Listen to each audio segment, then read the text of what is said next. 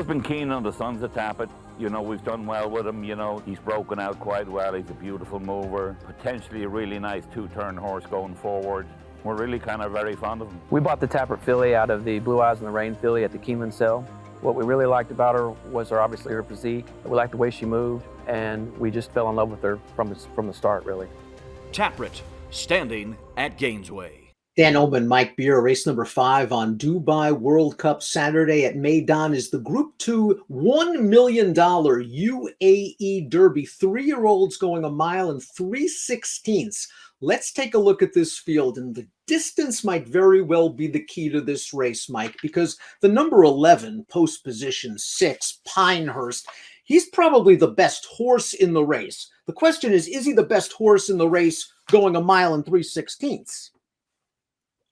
Yeah, I mean, I guess that's a fair question, isn't it, Dan? I mean, I didn't really know what to think about the distance with this horse. Overall, I didn't really worry about it that much against this kind of a field anyway, but it's certainly something to consider for a horse who's going to be a short price. He won the Saudi Derby last time out, going 1 mile, beating 3 of these common foes. We're going to take the field in post position order, beginning with one of the Japanese entrants. And the Japanese horses have just been phenomenal on the international stage now for the last couple of years, especially the Breeders' Cup, especially Saudi Cup Day. Let's start with the 12. Relwa Homare, very lightly raced 3-year-old, Mike. This horse is stretching all the way out. Didn't run well on the debut on turf. Switch to dirt. This is the horse's surface. He likes dirt. I don't think the distance is going to be an issue. We'll see if he can step it up in class. He was beaten by Sekifu in his stakes debut, and he's coming off a layoff.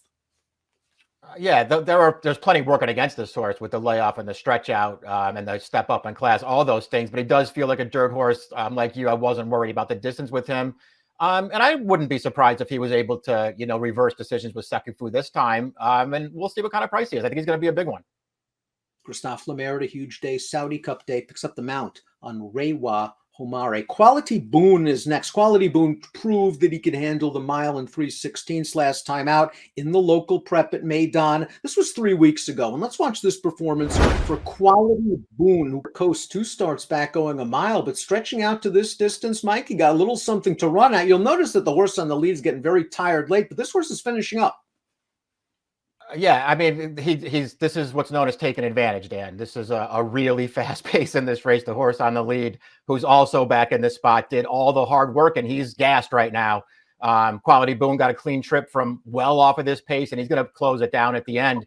I won't knock him too hard, Dan, because since his career debut, he's basically run well in all of his starts, but he got lucky to win this race. Godolphin taking a chance here from post position 3 with the number 10. Island Falcon, 20-1 on the morning line. Both wins lifetime have come on turf. He made his dirt debut in the Saudi Derby. He didn't fire in that race. Maybe he didn't handle the surface. A lot of Dubai-based horses just don't seem to take to that Riyadh surface. He's going to have to improve. Yeah, you could give him a chance coming back home here for the Godolphin connections back over the Meydan track. He was not good in the Saudi Derby, a race that, to be honest, Dan, it's not a race that I'm necessarily thrilled with, but I wouldn't be surprised if this horse ran better this time.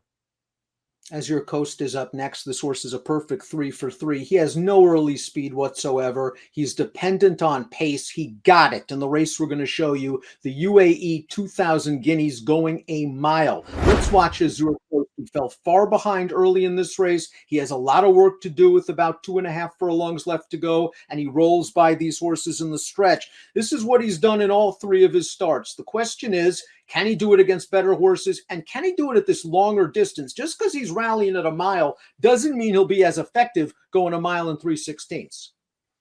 Yeah, right. And can he do it if the race doesn't set up quite as well for him, Dan? Because once again, this is another race that had a really big pace going on here. That's Quality Boone, who's just going to miss second after Azure Coast sort of ran past him in the upper stretch. I mean, these 2 horses really had a great setup that day and took advantage a little bit to win it. I thought similarly about this horse's win 2 starts back in December. A really big pace going on in there, and he closed it down. Ben Doog is up next, the number 5 at 15-1. He was the pace setter in the Quality Boone video we showed you a while back. And he was getting tired at the end of that race, but he also went a solid pace up front. He held better than he had in his prior start when Azure Coast ran him down. Another situation where he was up close to a fast pace. Maybe gets a better setup here. Yeah, I mean, this is the kind of horse that you're, sort of looking to bet back in races like this, Dan. He took all the worst of it last time in the Albastakaya. He took all the worst of it in the 2000 Guineas 2 starts back, where he took over early, went a fast pace and got tired. This horse even dueled when he won his career debut and put all those horses away and kept going through the stretch. This horse, to me, is a little bit underrated. I'm using him. And he's by Gun Runner out of a Mine Shaft mare. Here's Pinehurst. He's likely to be favored, and here he's about 7-2 on the international pools as we talk about this Thursday afternoon. Just beat 3 of these horses in the Saudi Derby. Showed some quality last year for Baffert, winning the Del Mar Futurity, going 7/8 of a mile. And he took some pressure in this race, Mike.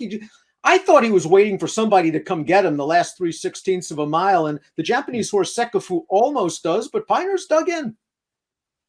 Yeah, he did. I felt the similar way about this race, Dan. I mean, he was up there the entire way. It looked like all through the stretch, he just wasn't going to make it. And then they get down to the wire and he makes it. He did what he had to do in here. Your point is well taken from earlier on where, the distance could be a real question for this horse. And I would worry about that, I guess, a little bit. Maybe it's just the right spot for him. But I don't love this horse at a short price. That's just what I was going to say. I think he's a logical contender. I don't want him at a short price trying to stretch out to a mile and 3/16, especially with that other speed right to his inside. Combustion is up next. Japanese homebred owned by Godolphin. This horse won the Hyacinth Stakes. That's one of those Japanese road to the Kentucky Derby races. Now, I like to study the Japanese races, a little bit hobby of mine, trying to find a good 2-year-old for these Japanese road to the Derby races. I didn't see any good 2-year-olds that I really loved as I have in years past. Combustion won last time out. He looked good doing it over a wet track. I'm just not sure how good this Japanese crop of 3-year-olds are this year. Yeah, I was waiting for you to give me a little heads up on some of these horses because I'm happy to follow your lead with them. I saw his Hyacinth.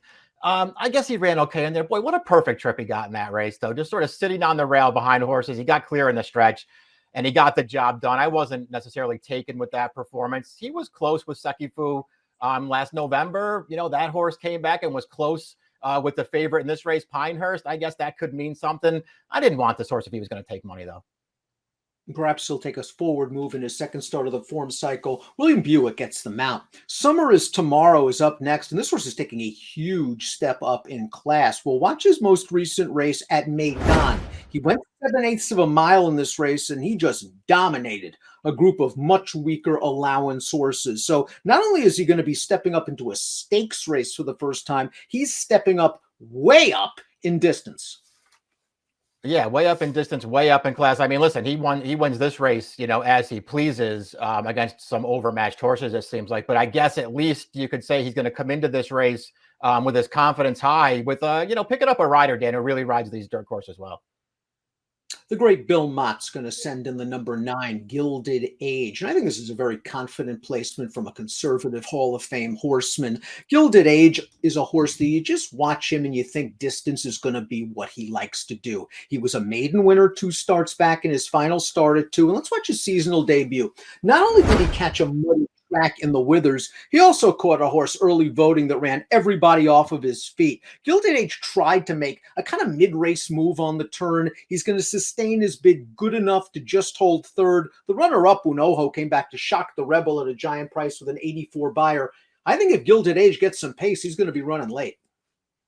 Yeah, that's how I looked at him too. I mean, this was just another sort of forward move in this horse's progression. He can't really make a race of it at the end, but I like the way that he stayed on in a race that just had a really, really fast pace. And he was a horse who showed some potential, I thought, last year. That race 3 back at Keeneland, boy, did he have a brutal trip in that race. And then he came back and really, I like the way that he broke his maiden at Churchill at the end of the year. Crown Pride also in from Japan. Maybe you can give this horse an excuse for the Hyacinth. I really think that this horse wants more distance than the mile, and maybe that wet track didn't help him either. I think with that race under his girth, he can take a forward move. Again, distance, I think, very, very good for this horse. Yeah, it seems like it, right? His first 2 races, both wins going longer than his most recent start. And where, listen, that last race, he wasn't terrible in there, but maybe he needed one off the layup. I can see him doing better in this spot. Withering ran behind Quality Boone in that Albastakia last time out, going a mile and 3/16. He was a winner 2 starts back. To me, though, he's kind of an in and outer. Look at that record, 5 seconds from 8 lifetime starts. He usually finds one better, and he's catching a good field here. Yeah, it feels like yes. I mean, he's another one who sort of took advantage last time. A pace that was really fast. He sat off of it, and he was only second best. He did win 2 starts back with a little bit of a better trip. And listen, he's been close with both Azure Coast and Quality Boone. They'll both be shorter prices than him. Doug O'Neill saddles the 8 Get Back Goldie. This horse was a winner sprinting 2 starts back. They tried to stretch this horse out last time. He was up close to that fast pace. Maybe that worked against him. I kind of like him at slightly shorter distances, even though I guess he's bred to get this mile and 3/16. Yeah, I mean, I guess he is. I just don't necessarily like any of his races, Dan. And he was closer last time. I didn't see it as a huge excuse for this horse. Southern Hemisphere 4-year-old, the number 1 Irwin, is up next. He won a Group 1 stakes race in his final start of 2021. He won it off the screen by 9. I just have a lot of trouble figuring out these Southern Hemisphere horses from Argentina, Brazil, etc., how they're going to do against truly international competition. I did too. I mean, that's the real problem with these horses. When you're talking about this horse, though, he's won 3 in a row on dirt, 2 Group 1s. The distance is not supposed to be a problem for him. Sekifu is up next, and we saw him make a strong late run in that Saudi Derby. That was his first start of the year. He was running on at the end behind Pinehurst, and he is battle-tested. He had 6 starts as a 2-year-old. Now, like Pinehurst, he's going to have to stretch it out to a mile and 3/16, and he's by Henny Hughes, which makes the distance, I guess, a little bit questionable. Yeah, I didn't want him taking on more distance here, Dan, and I guess he ran fine last time, but, when you go back and watch that replay, I mean, he wasn't flying through the stretch there. He was just sort of making up ground steadily in that race while Pinehurst sort of failed to put everybody away. He made it close at the end, but I don't know. He didn't run the kind of race that would make me want to bet him back against this field. Kiefer is up next. This horse won his first 3 starts in Uruguay sprinting. He's had 3 runs now in the Middle East without success, 6th in the Saudi Derby. He did better against Azure Coast 2 starts back, but was no match. No, he wasn't. He was off the pace in that race as well, and he was only second best in there. But I guess he ran fine. Didn't like his Saudi Derby last time, but we've already talked about how horses, maybe don't run quite as well over that surface. Maybe he'll do better as he comes back home. Yeah.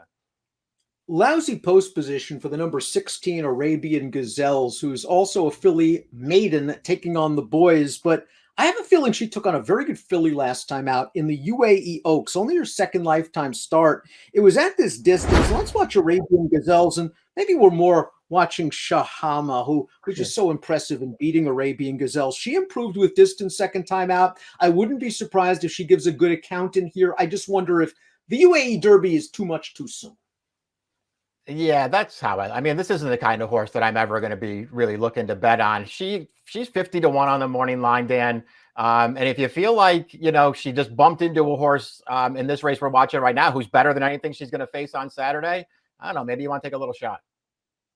Going to have to work out a trip from that far outside draw. Giant price, however. Let's take a look at our top picks. UAE Derby, Kentucky Derby, points on the line. Our coverage is presented by Gainesway. Gilded Age, Mike Beer, you're going with the Bill Mott train performer based in New York. Yeah, just a horse who I feel like, really wants the distance. And I feel like he's just getting better with every race, Dan.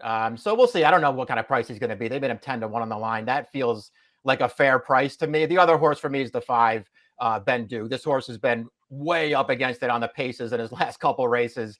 If he can get a more comfortable trip, I think he's dangerous. I think in a big field like this, there's got to be pace. And Azure Coast has shown that if you give him some pace, he's going to kick on in the stretch. It's all now about whether he's going to get a trip. This is a big and bulky field. He either has to go around them all or weave his way through. Curious to see how he handles the distance. 9-5, 11-4 for Mike, 4-13, 11-3 for me. It's the UAE Derby on Dubai World Cup Saturday. Good luck.